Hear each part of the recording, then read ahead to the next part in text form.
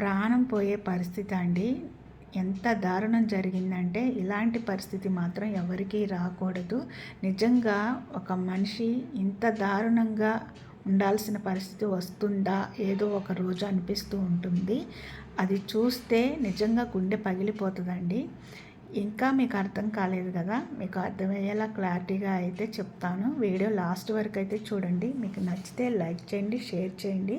First time మన channel ఎవరైనా కొత్త వాళ్ళు చూస్తున్నట్లయితే సబ్స్క్రైబ్ చేసుకోండి. ఇక్కడైతే చూడండి, నేనైతే ఒక ఫంక్షన్కి వచ్చానండి.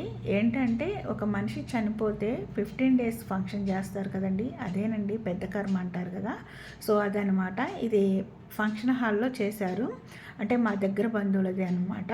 సో ఇంకా కొంచెం ముందుగానే వచ్చేసామండి. ఆ తర్వాత వచ్చిన బంధువులు తెలిసిన వాళ్ళు ఉంటారు కదా, వాళ్ళందరినీ పలకరించుకొని ఆ తర్వాత ఇంకా లంచ్ టైంకి లంచ్ అయితే చేసేసామండి. చూశారు కదా ఎంతమంది బంధువులు వచ్చారో. సో అంటే వీళ్ళందరూ మాకు తెలుసు అని కాదు, మా దగ్గర బంధువులు అని చెప్పాను కదా, వాళ్ళకి తెలిసిన వాళ్ళు, వాళ్ళ రిలేషన్షిప్ అనమాట. అంతా కూడా ఫ్రెండ్ సర్కిల్ కూడా ఉంటుంది. సో చాలా గ్రాండ్గానే చేశారు.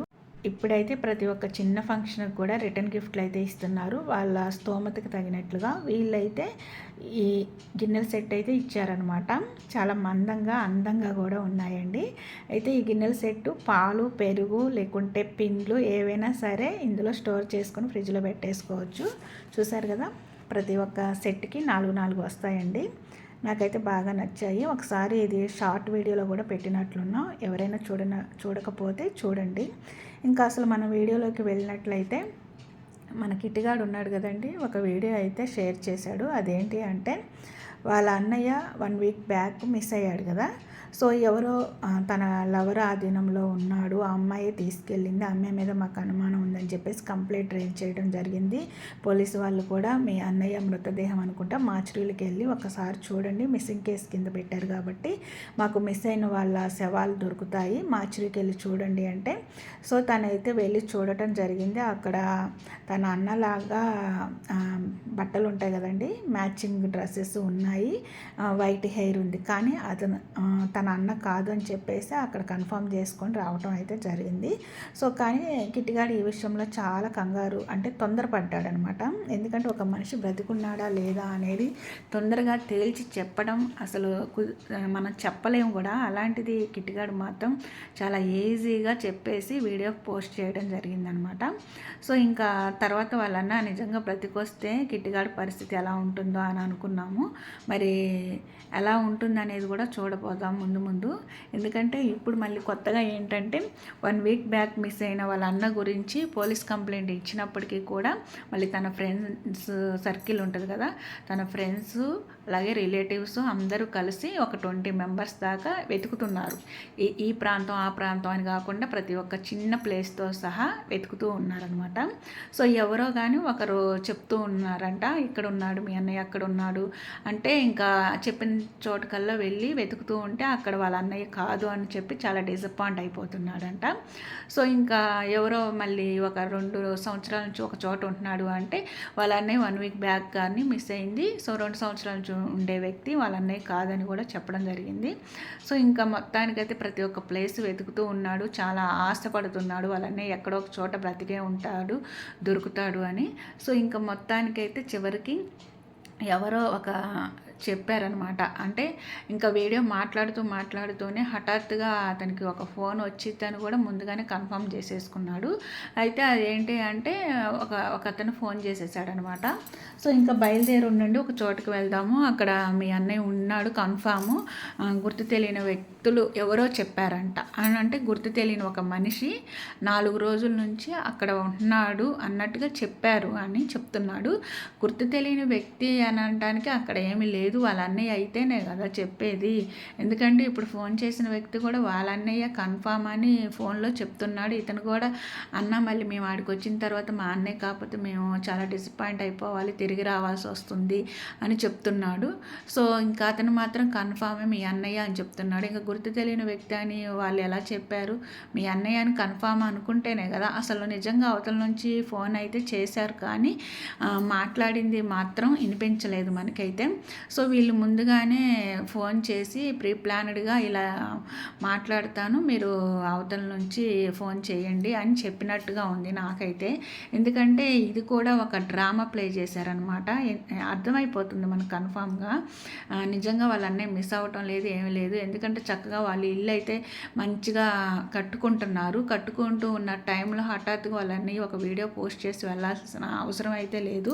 కానీ ఇది వ్యూస్ తగ్గుతున్నాయి, హఠాత్తుగా మళ్ళీ పెంచుకోవాలి మనం ఎలా అయినా సరే అని చెప్పేసి ఇలాంటి కంటెంట్ అయితేనే మనకి వ్యూస్ వస్తున్నాయని చెప్పేసి ఒక కంటెంట్ అయితే తీసుకొచ్చి డ్రామా ప్లే చేయడం జరిగింది. సో అయినా కూడా అంతకుముందు ఉన్నంత వ్యూస్ అయితే రాలేదు. కానీ ఇలాంటి ఉన్నది ఉన్నట్టుగా చెప్పే వాళ్ళని సపోర్ట్ చేయరు ఈ పబ్లిక్ కూడా. ఇలా ఒక కంటెంట్ని పెట్టుకొని జనాలను మోసం చేసే వీడియోస్ చేసే వాళ్ళనే సపోర్ట్ చేస్తూ వాళ్ళకే లైక్స్ ఇస్తారు. సో ఆ కామెంట్లో కామెంట్ చేయడానికి కూడా కామెంట్ బాక్స్ ఆఫ్ చేసుకొని ఉన్నాడు. సో అతని గురించి మీకు ఏమైనా తెలిసినా మాలాంటి వాళ్ళ కామెంట్ సెక్షన్లో కామెంట్ చేయొచ్చు కదా, మేమైనా వాళ్ళ గురించి మాట్లాడటం జరుగుతుంది కదా. సో అలాంటి వీడియోస్ చేయొద్దనే మేము చెప్తున్నాము, మంచిగా చెప్తున్నాం కానీ చెడైతే చెప్పట్లేదు కదా. సో మాలాంటి వాళ్ళు కూడా సపోర్ట్ చేస్తూ లైక్స్ ఇవ్వచ్చు, కామెంట్ సెక్షన్లో కామెంట్ చేయొచ్చు కదండి. సో ఇంకా ఏంటంటే మొత్తానికి ఇంకా వాళ్ళ అన్నయ్యని వెతుక్కోవాలి అని చెప్పేసి అట్లయినా సరే సో ఇంకా వెళ్ళాడనమాట. వెళితే ఎవరో ఇక్కడ ఉన్నారు అని ముందుగానే అక్కడికి వెళ్ళిన దగ్గర నుంచి వీడియో స్టార్ట్ చేయడం చేశాడు.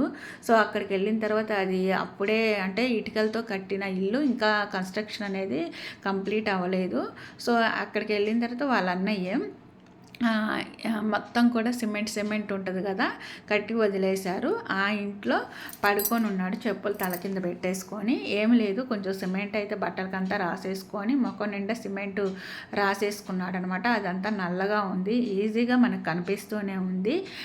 4 వారం రోజులు బ్యాక్ అతను మిస్ అయింది. సో వారం రోజుల్లో అతనికి ఫుడ్ ఒక 2 or 3 times దొరికినా కూడా మిగిలిన టైంలో దొరకలేదనుకోండి, ఎలా ఉంటారండి అసలు?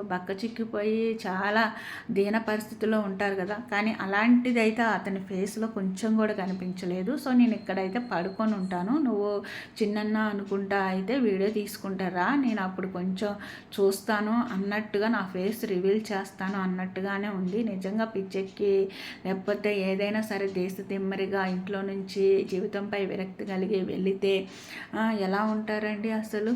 నిజంగా అతని దేశ తిమ్మరిగా ఇంట్లో నుంచి వెళ్ళిపోయిన వ్యక్తి మనసులో ఏదో ఒకటి చెప్పుకోలేనంత పెయిన్ అయితే ఉంటుంది కన్ఫామ్గా. సో ఆ పెయిన్ కూడా చెప్పుకోలేనప్పుడు ఆ మనిషి ఎక్కడికో ఒక చోటకి వెళ్ళి తలదాచుకున్నట్లయితే ఏదో ఒక పని చేసుకుంటూనే ఉంటారు కదా.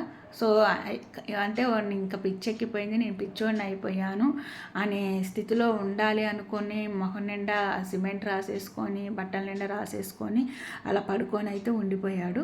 సో కానీ కంటెంట్ అయితే అంతగా పండలేదండి.